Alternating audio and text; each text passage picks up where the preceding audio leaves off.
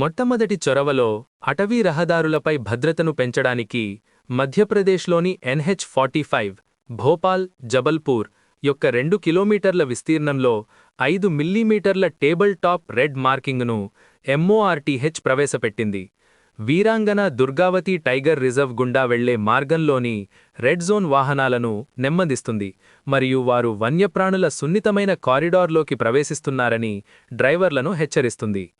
Traffic జోన్లలోకి ప్రవేశించకుండా జంతువులు సురక్షితంగా దాటడానికి సహాయపడడానికి హైవే యొక్క 11.9 కిలోమీటర్ల విభాగంలో 25 అండర్పాసులు కూడా నిర్మించబడ్డాయి.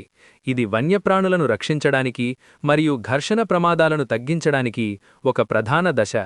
ఈ అండర్పాసులు జంతువుల కదలికల నమూనాల ఆధారంగా వ్యూహాత్మకంగా నిర్మించబడ్డాయి.